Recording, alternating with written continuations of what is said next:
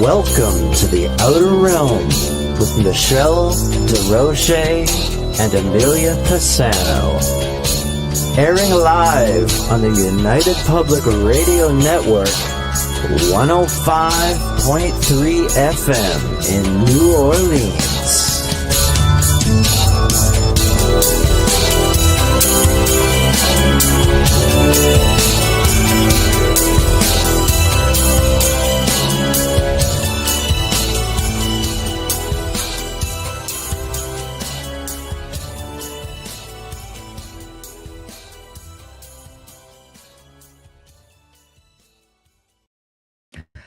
Good evening, everyone. Welcome to the Wednesday night segment of The Outer Realm. We are broadcasting live on the United Public Radio Network, 105.3 FM from the Gulf Coast, 107.7 FM from New Orleans. We're fully sponsored by, amazing people over at Folgers, who have been with us for the last several years. So thank you, Folgers. We couldn't do it without you, nor would we want to. Also, big thank you to Justin Snicker, a.k.a. Dr. Snick, the Sonic Surgeon, for the contribution of his time, his music, and his voice for the intro you just heard. Justin is an award-winning composer of Halloween, horror, sci-fi, and dark wave electronic music, which can be found on all of your favorite music streaming platforms. Also, big thanks to Steve McGinnis, the artist behind our logos here at the show. Check him out on Facebook and Instagram. Also specializes in the horror and Halloween genre, but does phenomenal commission pieces of any type. So tonight, we welcome back dear friend and frequent flyer, Jason Hewlett, who's back to talk about his latest documentary with Small Town Monsters called Sasquatch Legacy. If you haven't seen it yet, we'll put up a trailer for you. But before we do that, let's welcome Jason Hewlett. Hello. Hello. How are you? I'm okay. Been a day, but otherwise I'm all right. I made it. It sounded like it when we were talking before coming on. That was enough for one Wednesday. I think so. It's hump day too. So I'm thinking, okay, it's got to get easier. One hopes. I know, man. You're not kidding. You are not kidding. You have a new documentary. Yes. Okay. Can I play the trailer? Is that okay? Yes, I think that'd be cool. Okay, good. I'm going to do that. I'm a little more organized this time. Since in the last time, because we know how that went last time I tried this. So, okay, there we go. Ooh, that was quick. There it is. Okay, people, have a look-see.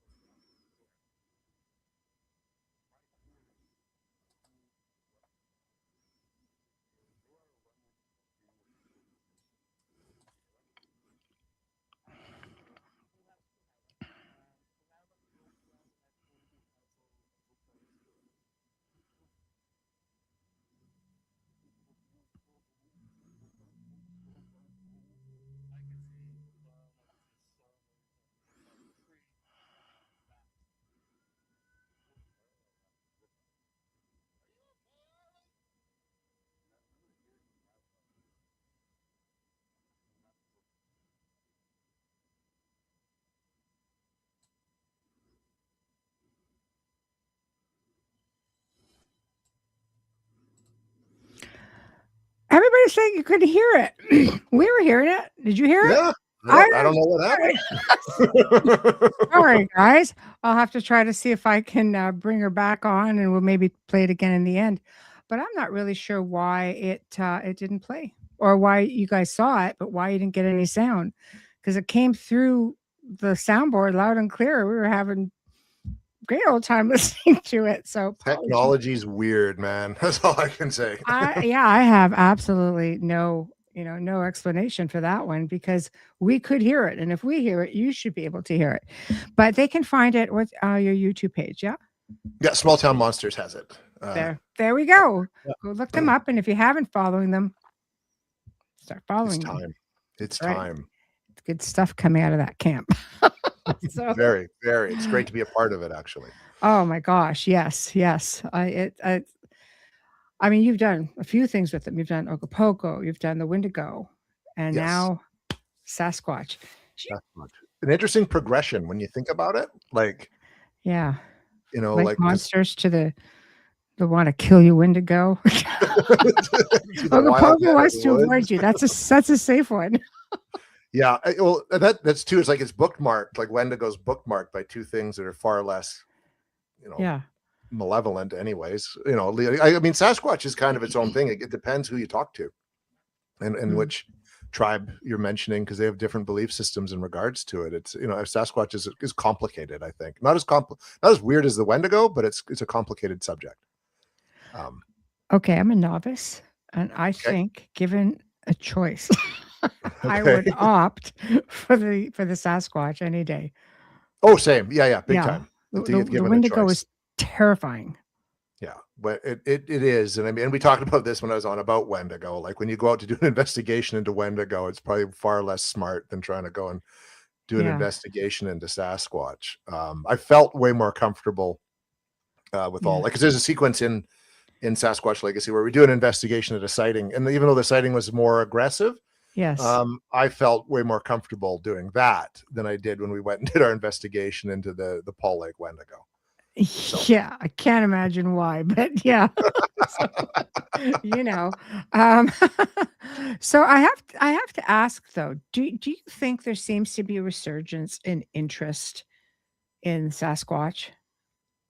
I think so. Because it was when I was growing up. So I mean, late 70s, early 80s, it was big. Sasquatch was big. People talked about it everywhere. Mm-hmm. And then it kind of died off. Like interest in it definitely seemed to die off. But it's kind of in the last 8 years, it feels like it's really picked up. I don't know if it ties into the TV shows or anything like that, but people are definitely talking more about Sasquatch. And I know even with Small Town Monsters, Sasquatch has primarily become their bread and butter. Like they were doing a lot of programming, they did stuff on Mothman and the Thunderbirds and UFOs and Champ and all these other things and Dogman. But now it is primarily Sasquatch and Dogman. I think that's just because where people's appetites are at.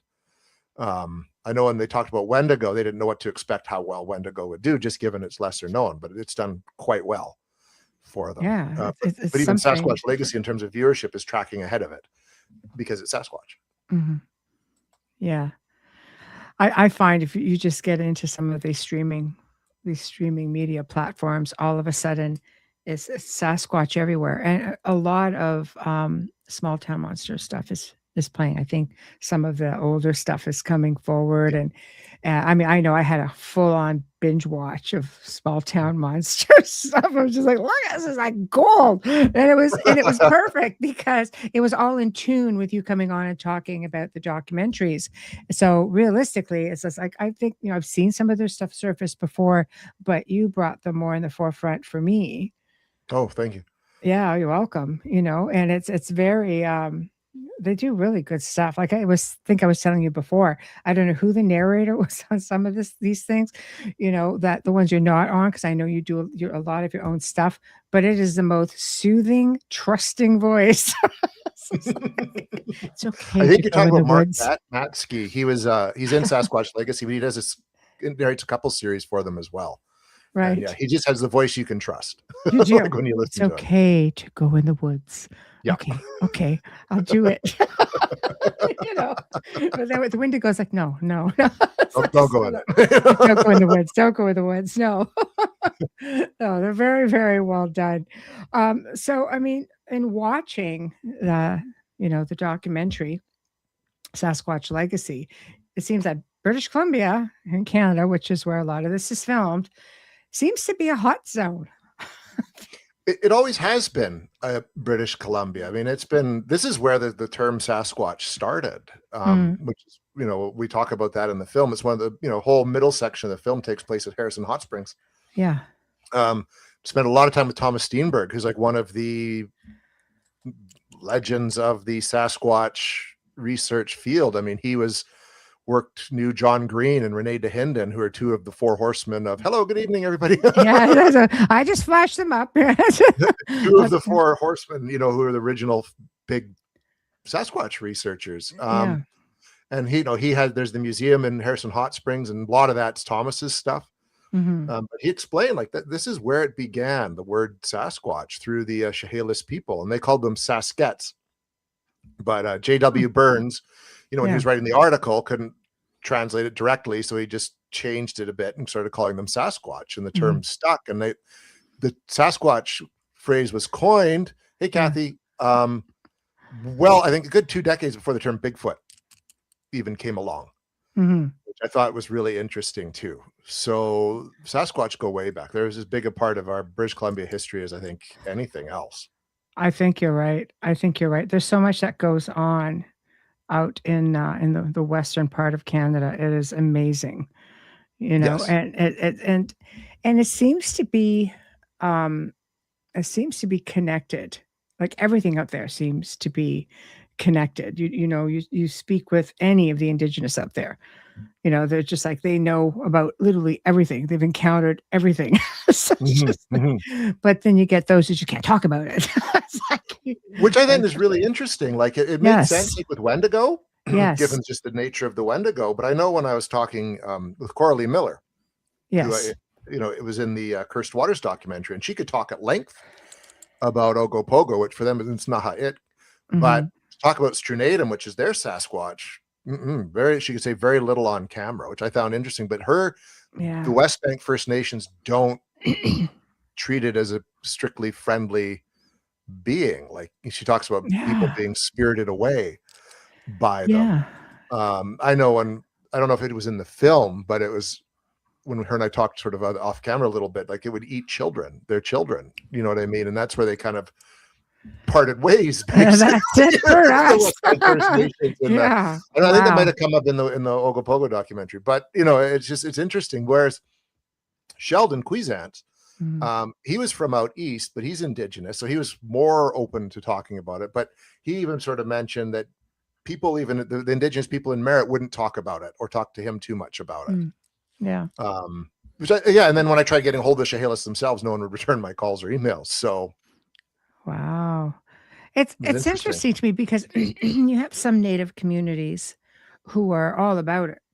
Like I know we have Don Yazzie from the Navajo Nation, who's got a show on, and I think you'd make a great guest for him, because it's all like it's not even from the Navajo Nation. It's from people like the different Indigenous communities that all have the same stories, no matter where they all are. They're all spread out. It's mind blowing, but they're leery about Skinwalker, talking about that. They can talk about it a little bit, being younger generation, based on, let's say, educational purposes. And that's where it's left at. But they're pretty free to, like, he's just like, yeah, what do you want to know? Which is, Navajo are like that though. I think, and I've never, obviously I'm in Canada, so I never had dealings with them, but I mean, that seems so refreshing, but they're open to it. I mean, they're on every show about Skinwalker Ranch, and there's a whole unsolved mysteries about, paranormal police on the reservations, and they talked about it. There's not even a problem, right? Which is just so different than what I run into up here. Yes. Oh yeah. Well, yeah, they're pretty clamp mouth, but that's okay. It's part of their oral tradition, and I'm sure that they have seen a lot of things throughout, their history of their people. Like, I mean, I always go back to Portland, Alaska. Oh yeah.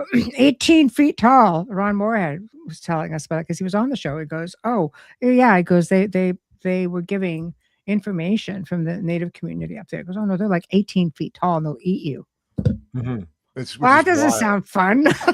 No, it's wild.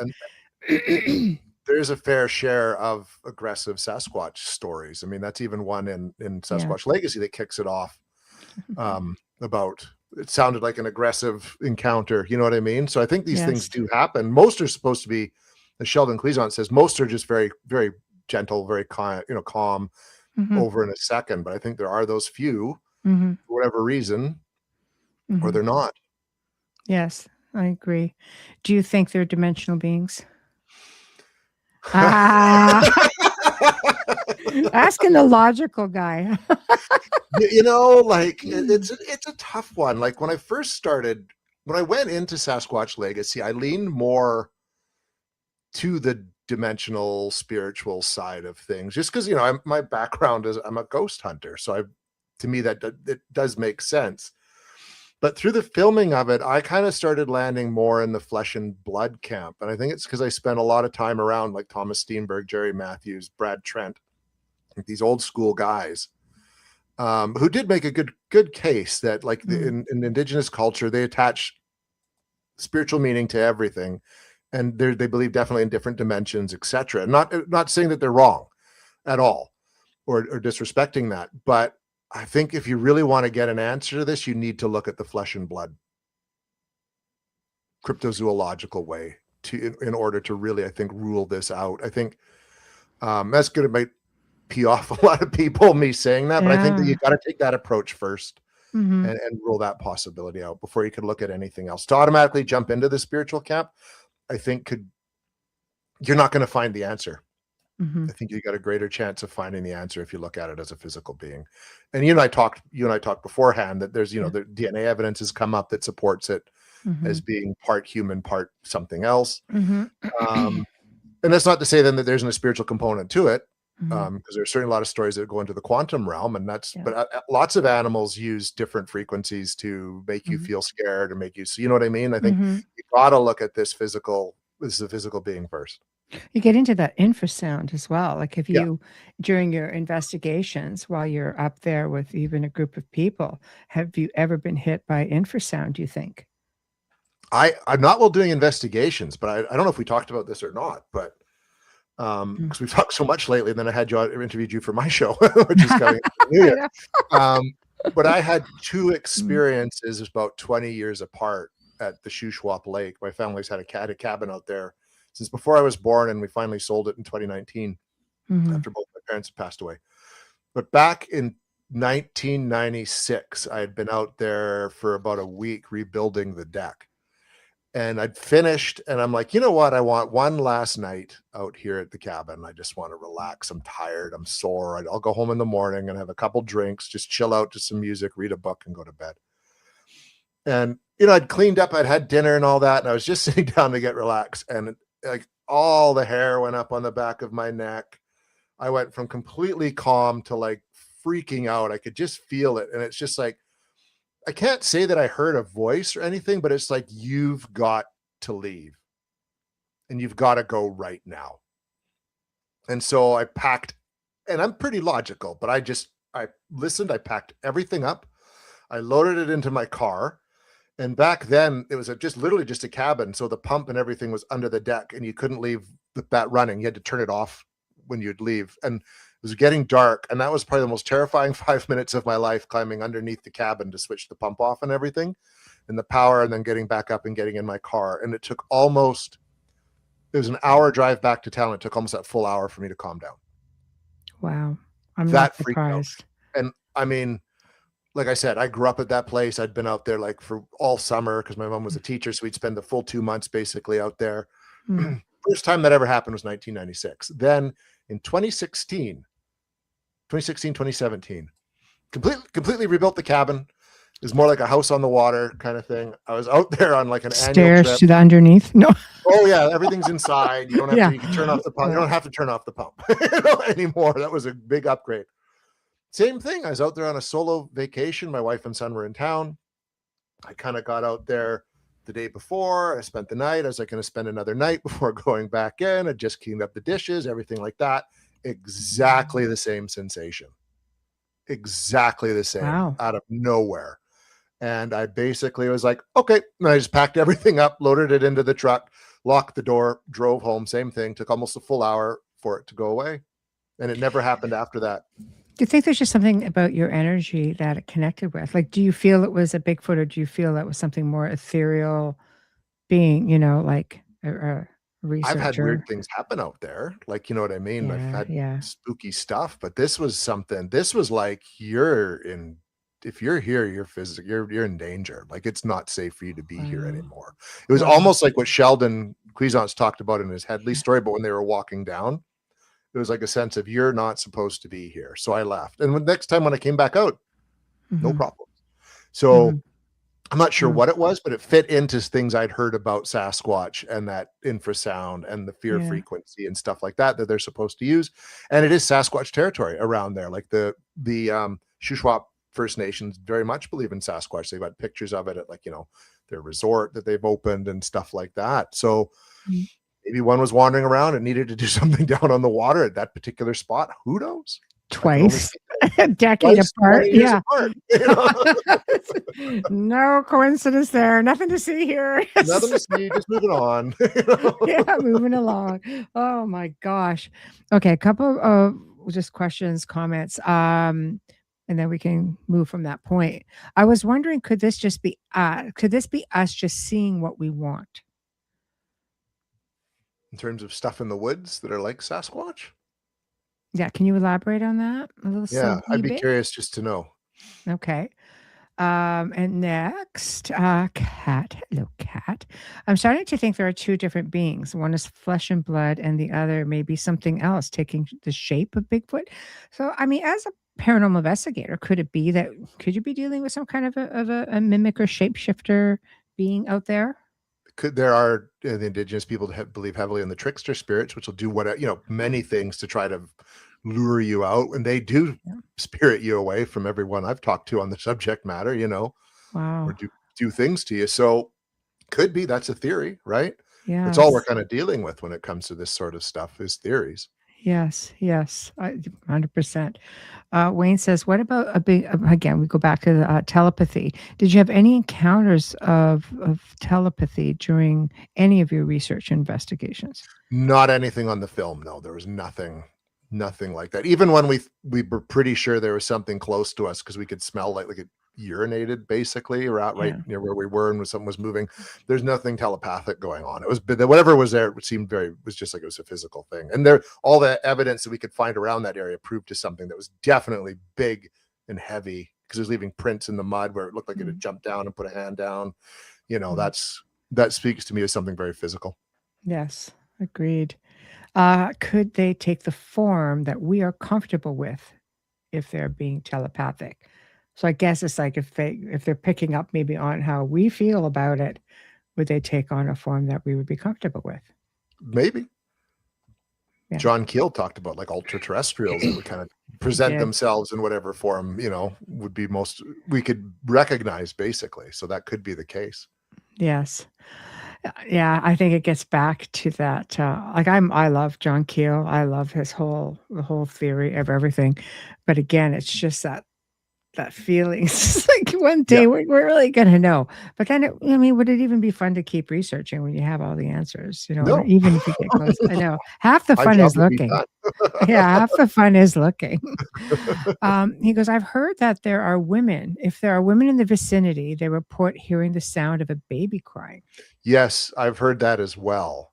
And I know Alex Petikoff's recent talks about that on his recent Bigfoot Beyond the Trail. He was up in Alaska Mhm, at the area. He said that the people who had come to that cabin, if there's mhm. women around, they would hear what sounded like a baby crying, which is Gosh. creepy. And I know if you play the Yes. sound of a baby crying, it's supposed to call them out. People have had bad experiences trying that. Note to self. We did once on a We Want to Believe episode way back. Of Nothing course came you out, but it did. was one of the worst couple minutes of our life. We're all parents too, so we're out in the woods playing the sound of this baby crying with all the lights turned off. It was just like, ugh. I wouldn't Yeah, recommend that. as a parent, that would be wiggy. But did you get It any was results from it? no, Wow, really? did not. So Why do you think they do that? Why would they like to mimic? Do you think it's to attract the females closer to I them or I make them feel maybe I know vulnerable? there's stories, and Thomas Steenberg talked about this a bit with me on something else of like the forest bride concept where Bigfoot would take women from tribes Yeah. or women who go missing, and that's, I don't know, like they mate and create more, Hmm. you know. Yeah. So that's a theory. So calling the sound of a baby, I don't know very many women, mothers or not, who wouldn't want to go to the sound of that baby to if it was in distress.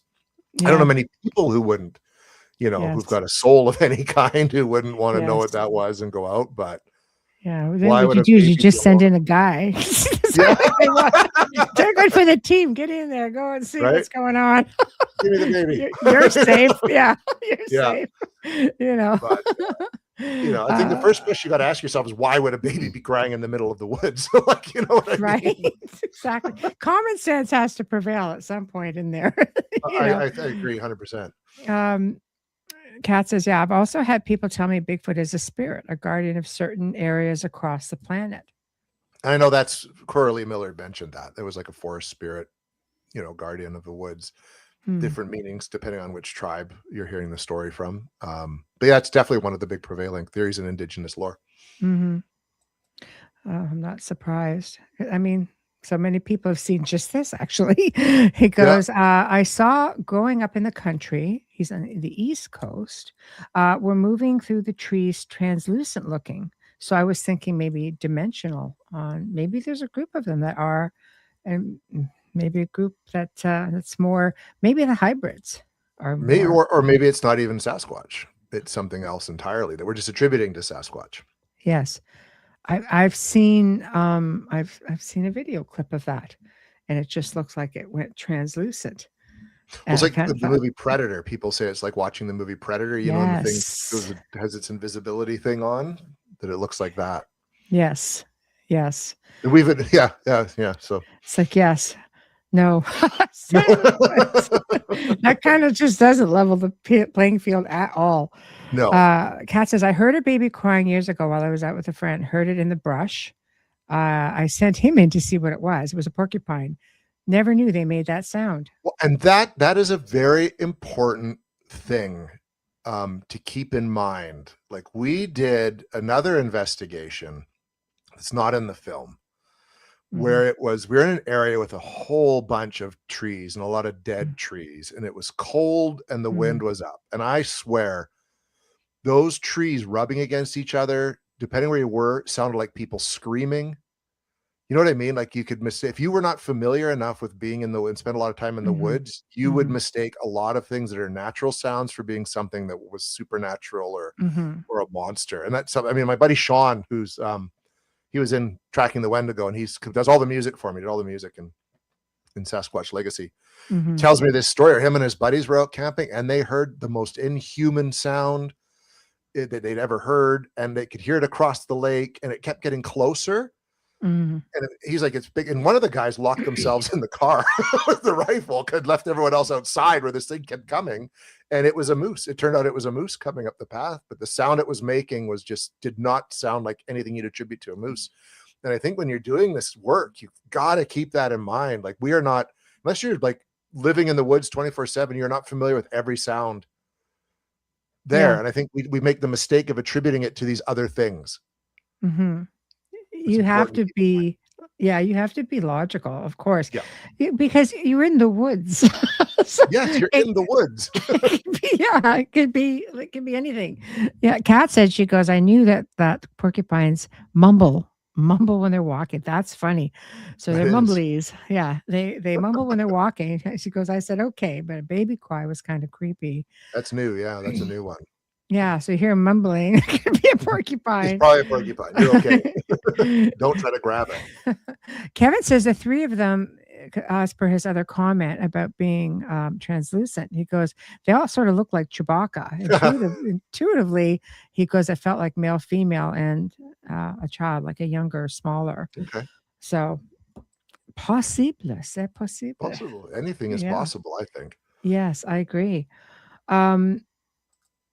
Is it only women that hear them? No, I've other people have heard them too. Okay, very interesting. It's just that when they come up, they'd hear them more only when women were present. So everyone could hear the crying, but only when the women were there. So obviously, if something like a Sasquatch is going to pay attention and look who's around, and they could probably be like 10 feet from you. I even say that in the documentary. They could be like 10 feet away and we'd never know they were there.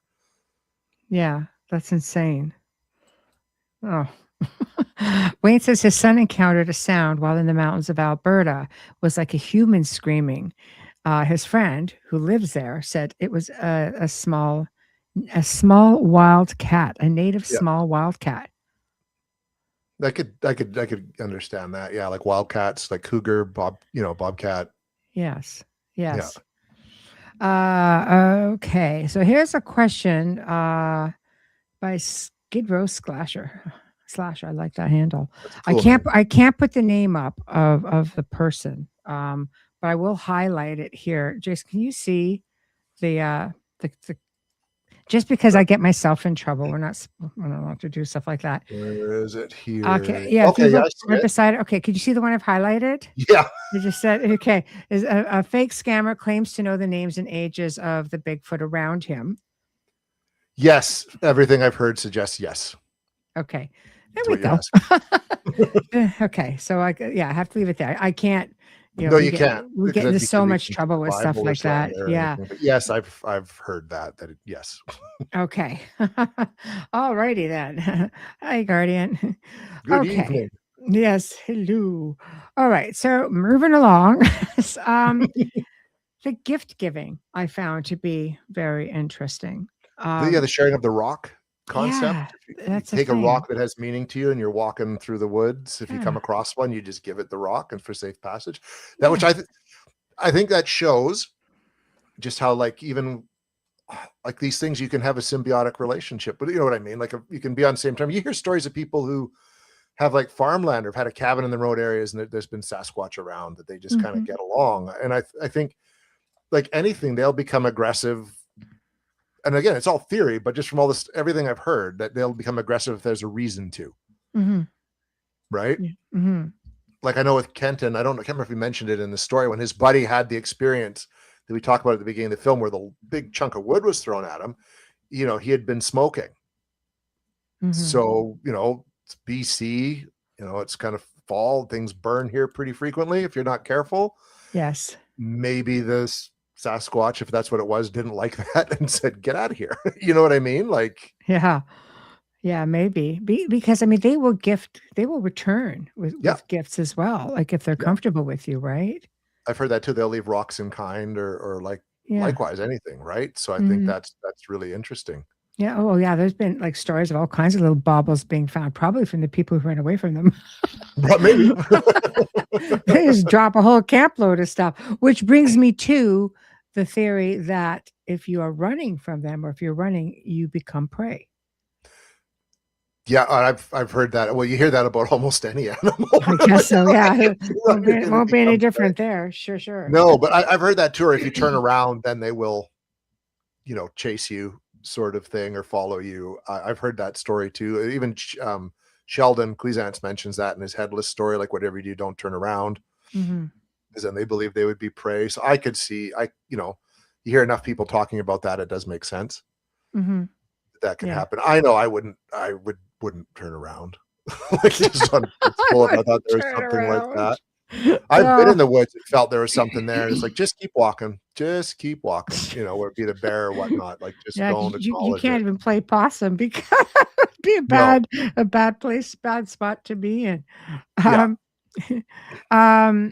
He goes, okay, I was looking. Yeah, it goes, or if they are territorial or have young in the area. Yeah.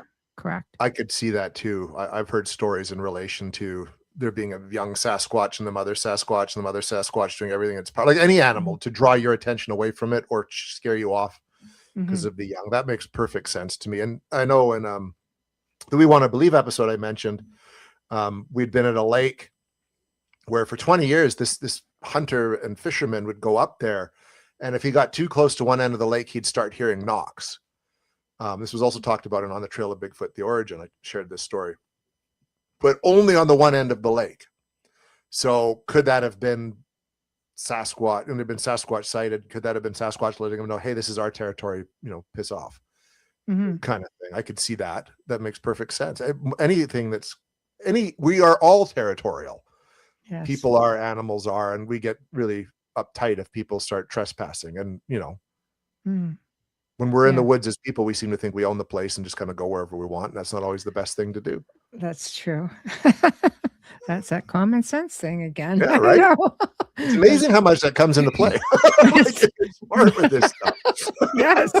I think we were discussing this before the show, actually. Yeah. It applies everywhere. Okay. So, your thoughts? And there are people who believe, of course, that Bigfoot and Sasquatch is like an apex predator and that there's literally nothing friendly about them. Again, Portlock, Alaska, being a really good example of that.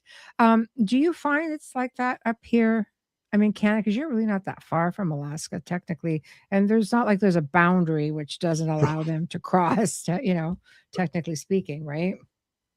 No, I mean, I've heard like sort of, like all the investigating I've done, I've heard more stories. I've heard that there's not a problem. Like the encounters are generally pretty friendly, or they're very brief because someone saw something and you kind of see each other and go, ooh, and take off. I've heard stories about Sasquatch helping people, like who have been fallen or slid off something. There seems to be very few Portlock stories out there. So I think it's like any encounter, like, we had a horrible grizzly bear attack here in British Columbia a couple of weeks ago. Wow. But those are very, very rare. And I think, Sasquatch, I think if they're real, there's even less of them than there are grizzly bears. So the majority, you're only going to hear of it's going to be very rare when you hear of like a real aggressive, violent encounter. I mean, we're just talking about Canada. It sounds like the skunk ape will, no matter what, is always out to get you. You know what I mean? But that's down in the States, in other parts of the country. So I think this species, again, probably has different offshoots, and maybe some are more aggressive than others, right? Have you been face to face, or close to being face to face with the Sasquatch? I think in Sasquatch Legacy, that was about the closest. Yeah. I could have been, if that was indeed a Sasquatch. That would have been just feet away where we were, where Ollie Kenton and I were. And it was like, you get even, I think in the film, hear the movement in the trees, just like maybe 10 feet away. Yeah. Filming something else that's going to be coming out next year. I'm pretty sure there was something close to where we were, and it would have been like in the vicinity, the same sort of thing moving. There is something that I'm very excited for people to watch that comes out of like February, March, that Ollie and I experienced, where, there was something really close to where we were. And we have had thermal cameras going, and it's spooked. And Ollie he's like an outdoor adventurer dude. And, him and his wife have an outdoor equipment company, and he spent most of his life in the woods, and he's like, we should go. It's time to leave. Nonchalant. All right. Yeah. Let's go. So, you can listen. I don't want to give too much away, but it's just like, I think the more I've done this, as with paranormal investigating, the more you go looking for something, sooner or later you start to find evidence of something. And so the more Bigfoot research I've done in the last, year and a bit, I've had more encounters with whatever's out there that could be something. Yeah, I would think so. A lot of times when you see them, it's to distract because you're too close to one of them, so they can get away. Or maybe they're like a decoy or diversion. Yeah, I could see that. Yeah. Is it because that they make the apex predator comment or question I asked? Is it because they're more intelligent that makes them a top predator? Well, everything suggests these are not dumb. There's a high intelligence going on there. Yeah. They may not speak our language, but I think they're, just everything suggests that they are as bright as we are, if not brighter in some respects. But more with an animalistic instinct to them, They see, it sounds like there's, cases where they live in families or little small pockets or tribes. You know what I mean? Like the Albert Ostman story and several others. There's something to it. It's like, it's an intelligence. It's What are your thoughts? Oh, sorry. Go ahead. Well, they're human enough in that regard, which supports some of the DNA that people have, like we were talking about before. Yeah. Right? Yeah, I think so. in Portlock, didn't the Sasquatch kill a lot of people and ran them off their land fisheries? Basically, that's what happened. Yeah. Yeah. But in all fairness, the indigenous people at the time were the consensus from people who have been researching, the Sasquatch in the area was that they maybe overfished and over, simulated all the resources and like pretty much wasn't respectful of the land. Like there was just a lot of death on there. And then the idea is that the Sasquatch stepped in to correct the balance, right? Like, Yeah. that ties into a lot of what the indigenous say about them being a guardian of the forest. Yeah, it makes perfect sense. With everything that goes on, you get the missing 411 and the things showing up, especially on the BC out near near the ocean and the water, of running shoes with a foot in it, or Oh yeah, all the stories, crazy stuff that happens out there. I have to ask, is any of that get attributed, like, to maybe a Sasquatch or Bigfoot out there just having had enough? I think like some of the missing 411 stuff seems to be the feet. No, I don't think so. Like, people have tried attributing that to Champ. Yeah, Champ. That could be, not yeah. Champ, the Cadbrosaurus, Caddy, sorry. Yeah. But no one can really find anything concrete to support anything like that. I know it was David Pallades. Yeah, Pallades seems to be making a connection Yeah. to Sasquatch in some of these cases, but some of his stuff's getting pretty far out too, where it's hard to kind of take it too seriously at the same time. But I've heard that, and I mean, I'm sure you could. I wouldn't doubt it. People go missing. Thomas Steenberg says people go missing in the woods. If you cross paths with an ornery Sasquatch, why? Maybe that's it. Or if you're being disrespectful or to being dumb or trying to shoot or trap one. Yes. You're going to get in trouble, I'm sure, right? So some of these missing stories, I think it'd be foolish to not think of the possibility that you could attribute some of them to Sasquatch, but don't think you could attribute everything to it. I think there's a common sense factor as well. I mean, it's a dense area. There are probably cave systems and sinkholes and everything all over the place that people could get themselves into some pretty serious trouble. But it's always easier to blame the Sasquatch in some cases. I think so. And you got to take into account weather too. Higher elevations, you can get snow out of nowhere, and if you're not prepared for it, you're screwed. Like you really, you got to be really careful. So I think a lot of it, common sense. It keeps coming up through the entirety of this episode. Like if you're going into the woods, be prepared and go with someone who knows what they're doing. Is a very important part to it. So the theme of the show, boys and girls, would be common sense. I think that's what we keep going Mr. back Dress to. Up and hold up the word of the day or something like that? Or is that Mr. Rogers? Like common sense. Common sense. Seems to be, it keeps coming up a lot. Don't blame everything on Sasquatch. It's not fair to Sasquatch, for one. I know. It's true. So what are your thoughts? Have you talked to any people? Have you met any people up there who seem to have, let's say, dialogue and good relations with Sasquatch in the area? You read about some families who just, we've got like a whole family of them back there, and we leave them food. They bring us gifts. But in turn, the Sasquatch become very protective of that family, and as much as the area, they sort of look at them like you're part of our tribe, and we take care of you. They don't like intruders, even around their people. Yeah, I've heard those stories too. The closest I could come to that was down at Harrison Hot Springs. There's people who, especially when you get out to the more rural areas where they don't, maybe not to the extent where you hear like the Sasquatch being protective or anything, but where they definitely seem to coexist alongside them. And everybody gets along fine. I know there's like Sasquatch Mountain Resort, which is a ski resort up in the mountains in the Mystery Valley, right near Harrison Hot Springs, where there's been Sasquatch stories there forever, right? And you just hear the people who live there a long time just have a lot of stories of more just seeing them, right? And it, kind of cohabiting around each other. And if no one's doing anything to take away from each other, they seem to get along just fine. But I've heard the stories. Like I know Shannon LeGros on her podcast has talked about that. She said a few people on with stories like that. Yeah. It's insane. It really is. It's insane. But I think that'd be wild, personally. It is. Oh, it is. It's possible. Like, wow. It is. But again, for me, it's insane because these beings are just so elusive, and everything points to the fact that they're not really huge fans of we humans, and the fact that they would almost adopt you, being you take care of them, they take care of you. I mean, we have them here in Ontario. We have stories. There's families out near North Bay who talk about just the same idea. And I'm thinking, God, that's like way out into the center of the country, Yeah.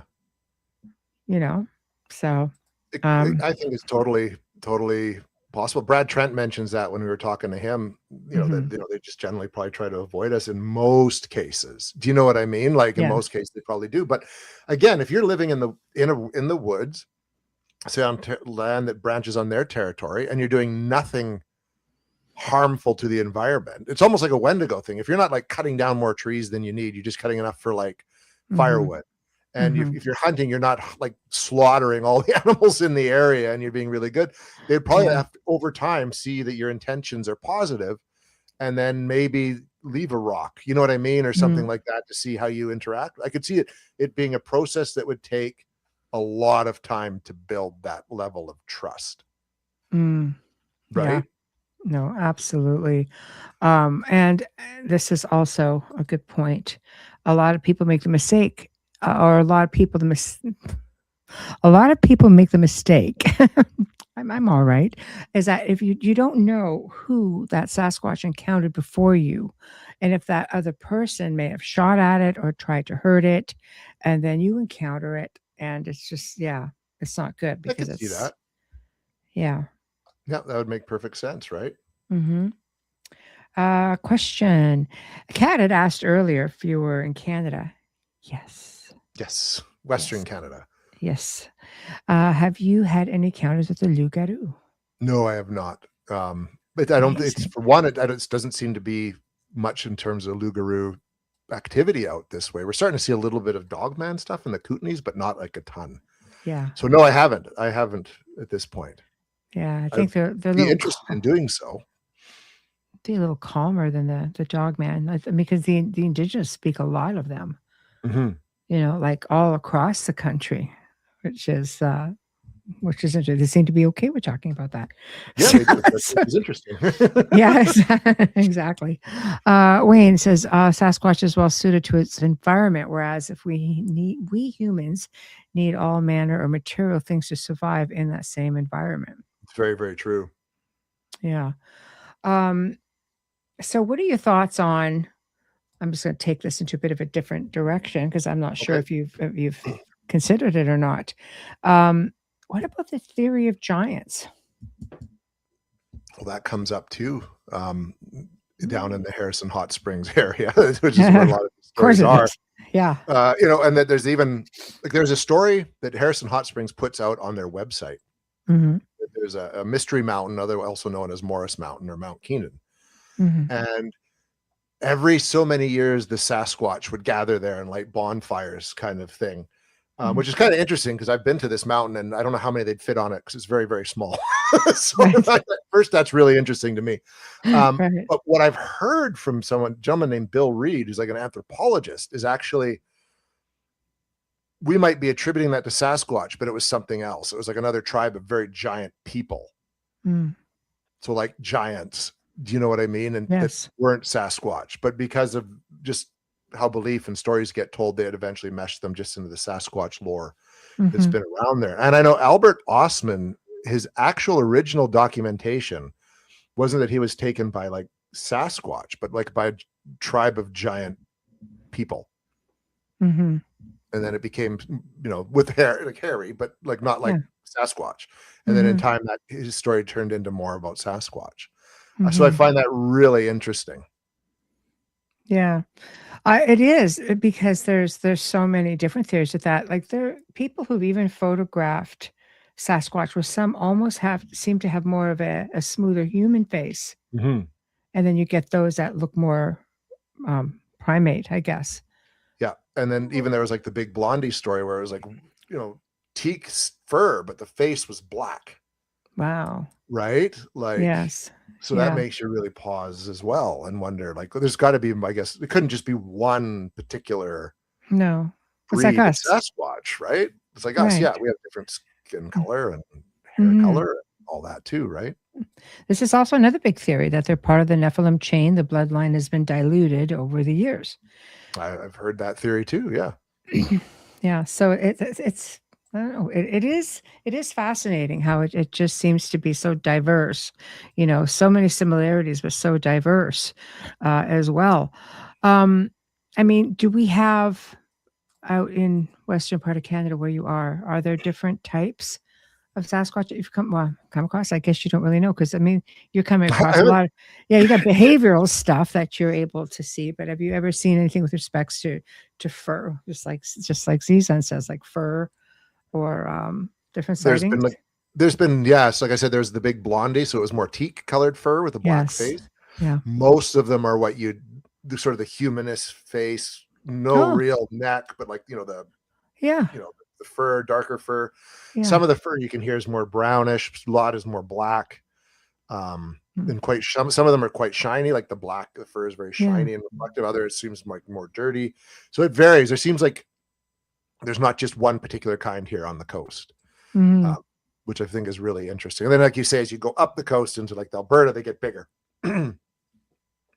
Sorry, up into Alaska, they get bigger. They make everything big in Alaska. Everything in Alaska, right? So it is bigger in Alaska. Yeah. And meaner. Which makes sense because the bears get bigger up as you go towards Alaska, and the moose get bigger. You know what I mean? It's just everything's bigger. There's less people. There's more food. So that makes sense, right? As well. And then differing heights too. Like I know I think Sheldon, his encounter up in the Nicola Valley, it was like sort of like 7-8 feet tall, and then you hear somewhere it's closer to 9-10 feet tall. Yeah, there's a large margin of variations to them. Well, I guess it's like people, and I know JD saying, yeah, there's a lot of different tribes of giants as well. So could we be? I mean, if you're getting into giants, it would be that human factor with DNA. I'm wondering if that's why maybe some of this type of DNA is being found.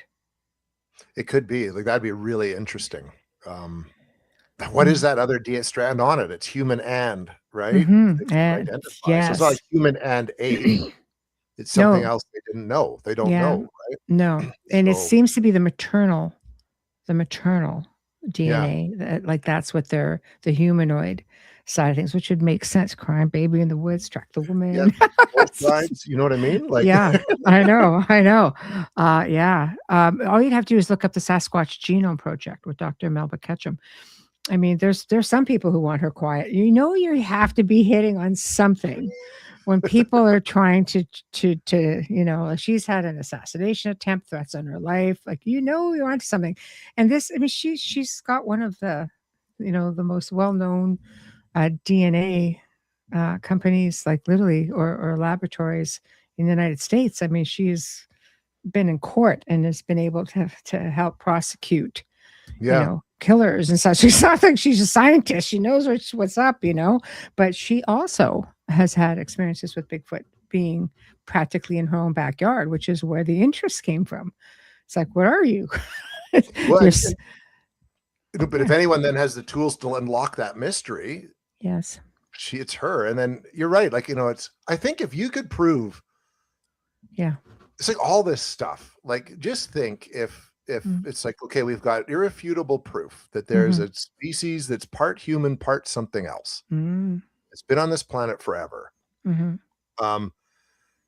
of that's talked about in the Bible or anything like that. Suddenly your belief systems start to fall down. It's like if the government, there's that Steven Spielberg movie coming out called Disclosure Day. The trailer's amazing, but if there's full disclosure, how would people react? It was like, yep, there's beings from other planets, or you know what, we're from other planets too. We're just a colony. Yes, that was put here. Like everything falls apart, completely falls apart. This little house of cards we've built to explain everything of why we're here, and it gives us comfort. That falls down. What do you think's going to happen? 100%. I mean, you look at just the Bible itself, it's only have selected books Yeah, within it. right. Whereas if you get into the Ethiopian Bible, for example, it's got like 60, it's between 65 and 75 different ones at least. Oh So yeah, you start to realize like if they left it out, it's for a reason. there's But for a reason, so there's this yeah, other species on the planet, and then ghosts are real, and we're communicating with them, and they come from a different dimension, and we pass back and forth all the time. It would just everything, dimensional bleed through. right? God, simultaneous. Yeah, it's I mean, craziness. we're Yeah, getting into like sci-fi territory, but I like know. But that's the thing people don't quite understand when you're looking at this subject matter. mhm, That's why I think it makes people uncomfortable, because you're suddenly challenging belief systems, mhm, and people are very protective of what they believe. Some people, we need it just so they need it so much mhm. that their whole fabric of reality would just fall apart if they didn't, if something Oh, challenged it too much. You see that politically. So imagine suddenly it's not just politically, you're dealing with like mhm. spiritual questions and questions about origin and things like that. No, yep.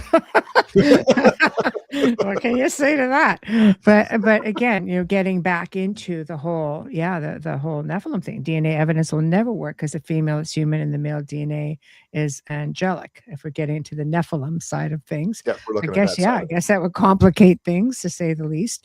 What people don't understand is there were 5 tribes of giants after the flood, and even more than that, 200 fallen, I'm guessing, angels were the Nephilim. Again, the Nephilim theory again, it's you get to that thing where I think it's very important to stay open-minded Yes. with things like this. There have been whistleblowers who've come full out and said, "No, I've seen Sasquatch in military bases." Yeah, I've heard those stories too. I've heard people who've had like alien abduction stories, and there's Sasquatches on spaceships. People talk about that. Like, No, it's really? see, Like, crossover, just crossing over, right? exactly. And then there's, of course, the interest in a lot of the cryptids as we see it and hear about it with dogmen a lot, and also with Sasquatch. I mean, when Mount St. Helens blew, there were helicopters and people kept taking photos of military helicopters bringing Sasquatch out. I think there were 2 or 3 Mhm. that were hauled out of there. So it's like, there's interest there. Do we have such a thing in Canada? Do we I care? don't know. Do the Canadians care? Do we have enough of a Military? military to do anything like that? Okay, you win. Right? That's where my argument comes. We barely have enough people to staff our army as it is. Yeah, Like, don't waste time looking for monsters. yeah. Like, No, exactly. But I think it's more not even so much just for that, but there's that whole theory of the super soldier, yeah. right? Oh, Like, oh yeah, and that, I mean, that's yeah, been that's a around big one with forever. Dogman, especially. Yeah. I've Yes. heard that theory with Dogman and Goatman too. Like, they tied it into that somehow, right? I think Yeah. Yes. that's Yes. where we're already dealing with stuff that's on the fringe.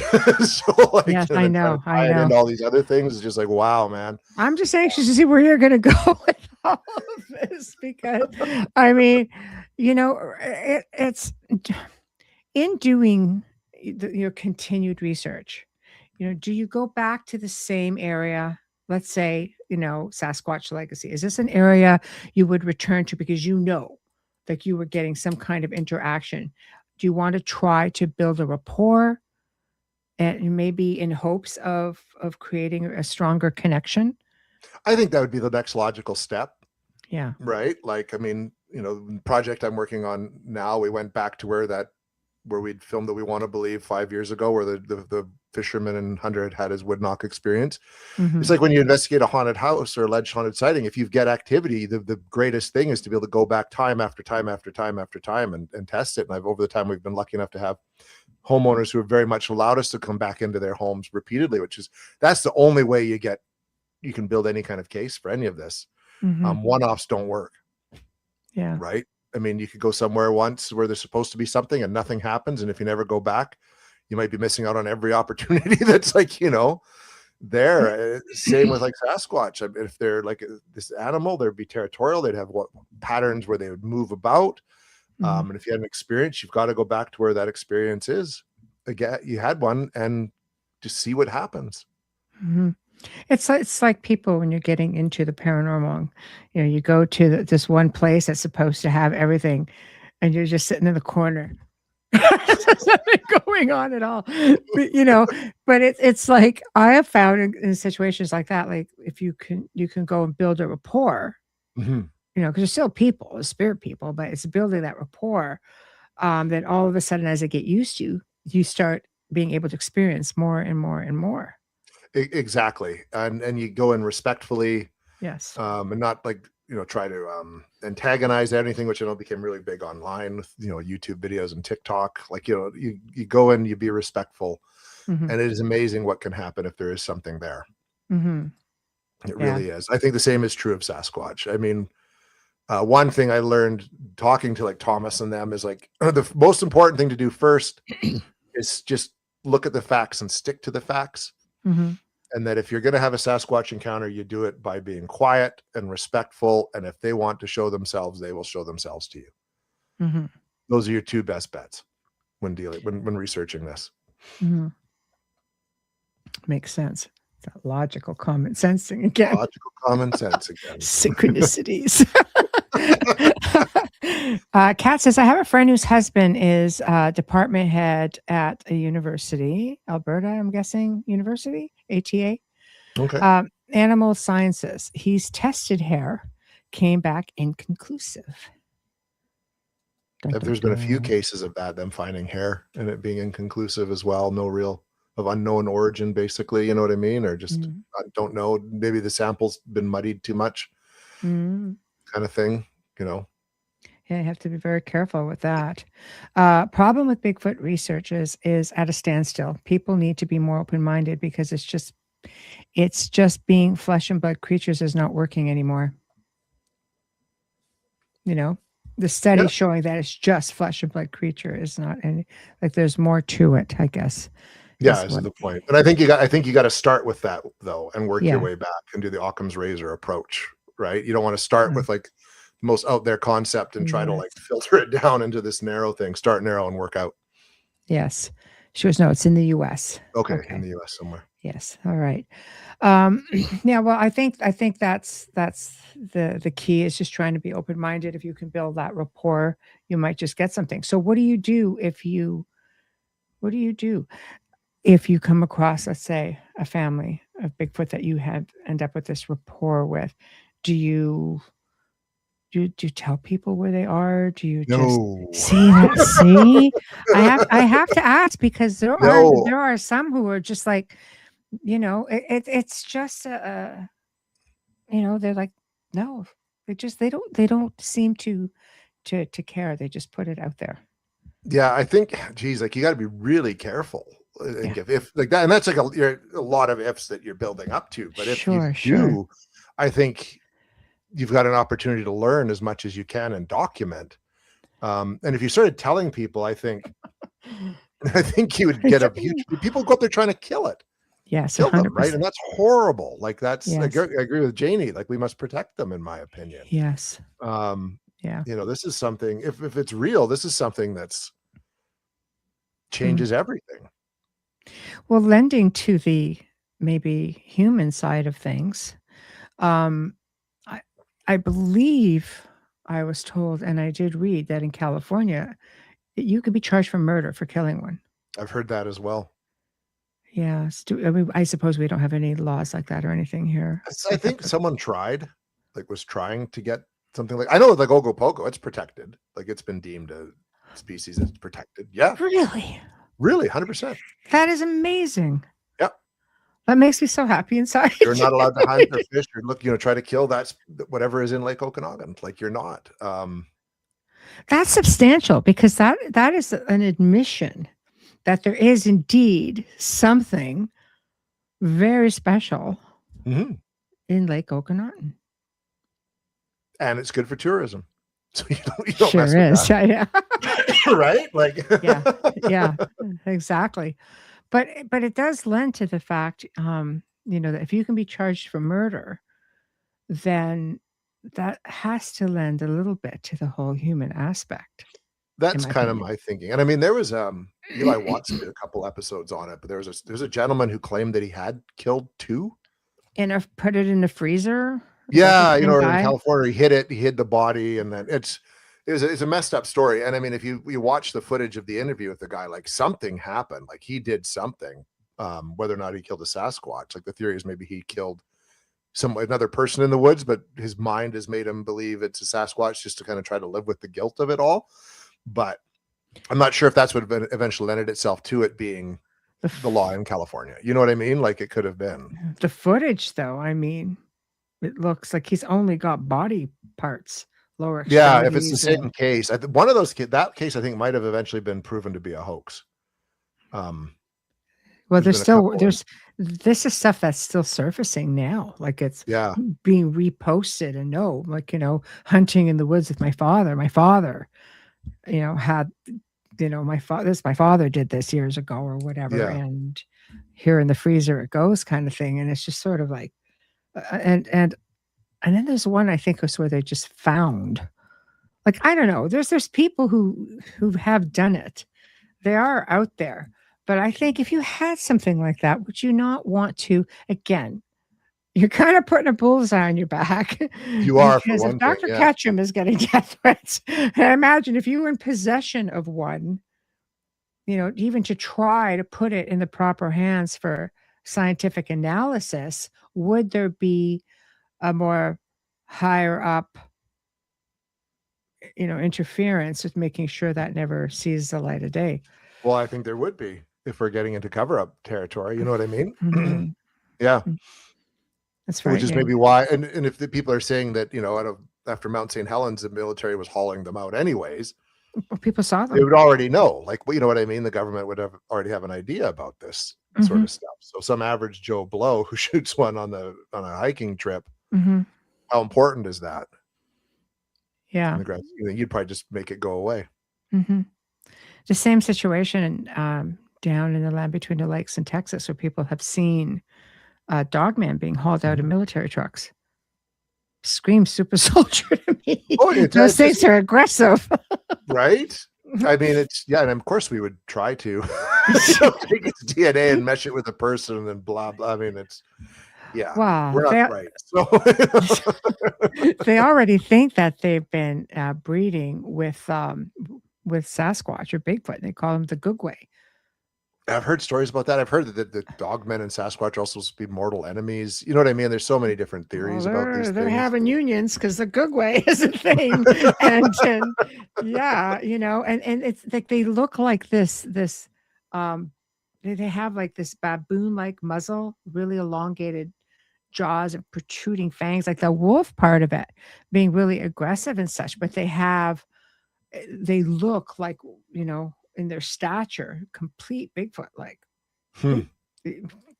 I can't even imagine something that you already got too hostile. Oh yeah, no, could you, Jason? I can't even imagine the dynamics of how that would happen. So no, that's what I mean. Like how, how, but why? But it's a thing, unless it's interference, splice and dice. That could be it too, right? Taking the genetics from both. It makes so much more sense because I can't envision the other. Not at all. I just don't want to put my mind there.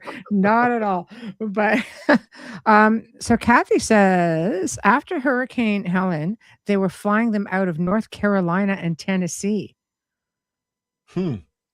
That's new. I did not know that, Kathy. You have of information. Not heard anything about that. Yeah. So, wow. What do you even say to that?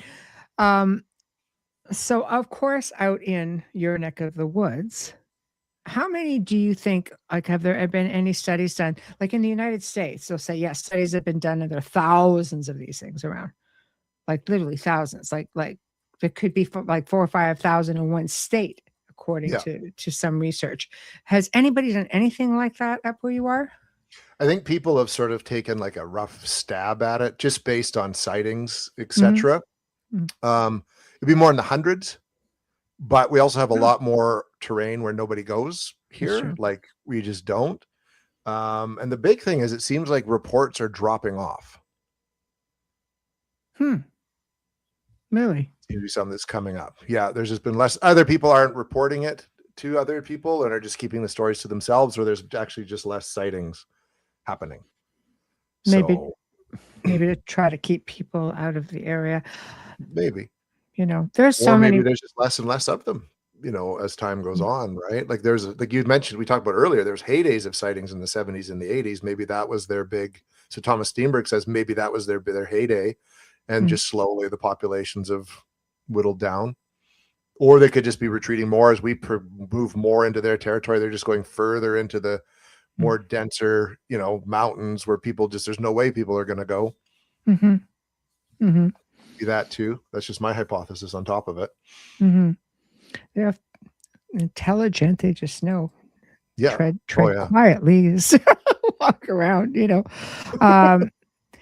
Foot Clan, hello, welcome back. People figured out Moneymaker is a cover up, okay, and quit giving sighting reports.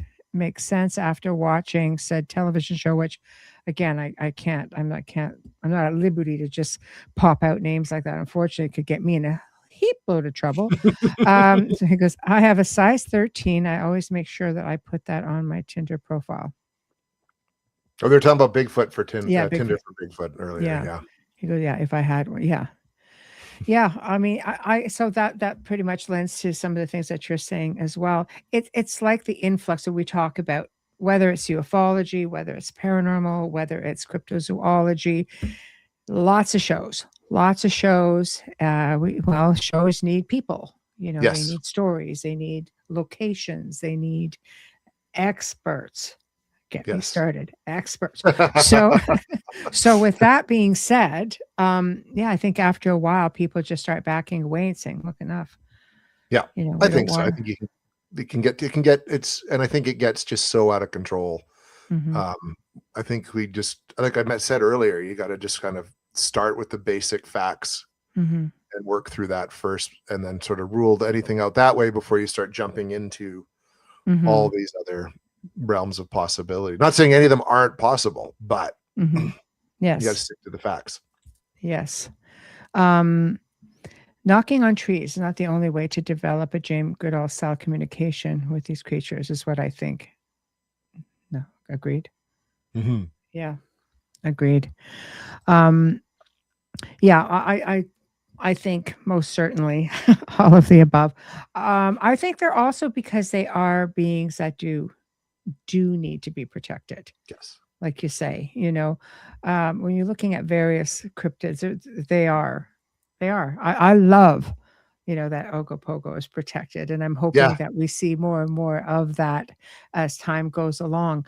But it just goes to show, like, they need to be protected, because the thrill seekers do come out, and it's really, television is great for raising awareness on some things, especially is why I always prefer documentaries to any of the TV series. Big time. Stories. I know I work with a lot of different production people. I'm sorry. I'll say it again. I'm sorry, but I do prefer the documentaries.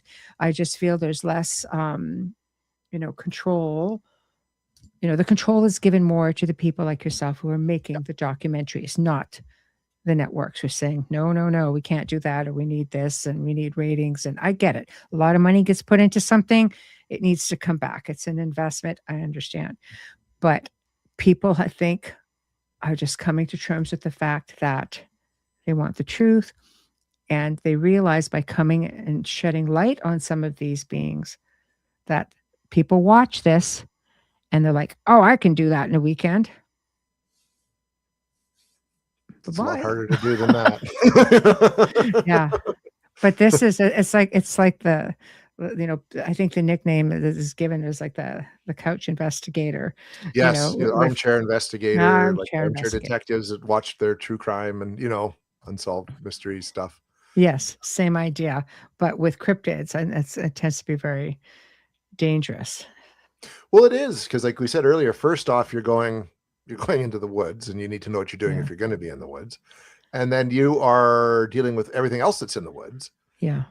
And then you could run into what you're actually looking for. And then, like you asked the question earlier, well, what do you do? Suddenly when that's happened, right? Yes. Yes, exactly. You have to be careful with what you're doing. And you got to respect what this is. Like, and I agree that, like someone said earlier, and I think you mentioned it as well, that if you encounter one and your intentions are kind of pure and you're being respectful, there's probably a good chance you're going to not have a problem. Mm-hmm. Right? You'll Yeah. just kind of go your separate ways. I think it's your intention and how you behave Mm-hmm. that can affect that outcome, much as it would when you go into like a haunted location and the way you behave there. Mm-hmm. Yes. Yes. Preaching to the choir. Just at a different level. They need to be protected from, yes, governments. They're taking Sasquatch underground bases and doing experiments. Guaranteed they are. Yes. Yeah. I agree. It's, oh man, we are in different times, and I'm sure it's been going on for a long time. Because I've heard 3 or 4 stories of from the Black Apache helicopters chasing them. I mean, firsthand accounts from the witness, not some cryptid made up stuff. That's funny. Yeah. To the point. I love our chat people. Wayne says, yeah, animals are losing their natural habitats and being pushed into other regions, which would stand to reason that Sasquatch would be doing the same thing, most likely to avoid human encroaching on their space. We have a conversation about that in the documentary as well. Yeah. Yeah. Yes. So maybe that's why you're seeing less and less of it could them. be. Yeah. Yeah. So They're you have just to retreating more as we infringe more. You just got to go to the hot zone. Right. I don't know. I often think you have something that could be, like, I mean, the average from sightings. I'll ask this before I make the statement, but what is the average height of the Bigfoot in the area, judging by the conversations or interviews you've had with eyewitness accounts? Like 7 to 9 feet tall is about the average. Maybe maxing at around 10. Yeah. Yes, that's still pretty big. I'm 6'1", so I'd be like, head, my head on top of me, kind of thing. So yeah, that's big. So yeah, you get something that size, and the fact that people just want to go out looking for them, poke the bear, hit the tree, right? Which is something you don't that even know what that means. says. It could be challenging them to something. I know, right? I know. Or same with the rock clacking. Yes. The call blasting. You don't know what that's. Nobody knows what the Sierra sounds said. Like, did that mean? Yes. No, exactly. I love Ron Moorhead's, outlook on everything. He's very gentle, and he has spent a lot of time, and he protects the site. He as he should. Yes, and it's just fantastic. Fantastic experiences. But when you're getting into, and this is something Foot Clan said, he goes, the tree knocking and the hollering and all of these vocalizations, it can be really annoying. Because the vocal blasting is so disturbing. Yes. Right. And you're also blasting something that's a language that you don't know what it means. It could be telling each other to get bent, and then you just told something in the woods to get bent, and it's like, well, screw you. Yes. I'm gonna come and bash your head in. You gotta just think. It's a sign of war, smacking the tree. You never know, right? You never know. It's, But this is a good point. They don't need to be protected if you don't acknowledge them. You don't need to cure your cancer if you don't know that you have it. It's out of sight, out of mind. Yeah, that's a valid point. Okay, here we go. I was just trying to keep up, make sure I got the first comment before jumping to the second one. He goes, I did have something happen this year that scared me a bit, though that was paranormal footsteps running up at me that changed things a little bit. I was going to go camping, decided not to go that night. So, so I think your mind can run away with you in certain places. I think if you're out in the middle of the woods, like we talked about this earlier, for those who are tuning in, don't try this at home, kids. Yeah. There are natural sounds out in the woods. I spent time in the haunted forest in Romania. All kinds of ridiculous, crazy things happened. And, the whole time my logical brain is going, no, this can't happen. This is a forest, crazy forest, but it's still a forest. You're trying to find the logic. You're just trying to replay everything. It's very, very easy to let your mind run away with you. And it's very, very easy, just to throw caution to the wind and say, yeah, you have to be switched on. Turned on, which is a terrible thing to say. You have to be switched on the entire time you're there. Yeah. There's no room for error. Yeah, exactly. I mean, we even had that when we were investigating Kenton's experience at night, and he just starts seeing things. You're already having stuff happen. Yeah. That you're attributing to the phenomenon. And then it's dark and you've been out there for hours. And like Kenton said, I'm just seeing things everywhere now. Like, and you got to just step back and go like, no. Okay. This is, think a moment. Yes. 100%. Because trust me, I wasn't going out of my mind jumping to conclusions. I found 3 deer skin pelts on the ground, walked up, washed, and it was unstable. I had an involuntary muscle reaction to turn. My instinct took over. I was already turned around, bracing my elbows tight to my torso. They were running right up to me, 10 feet or so. Yeah, it's very easy to do. Very easy to do. I probably spend more time in the woods than anybody in this chat. No offense. And no offense taken. Nope. It's all good. Yeah. But, I basically grew up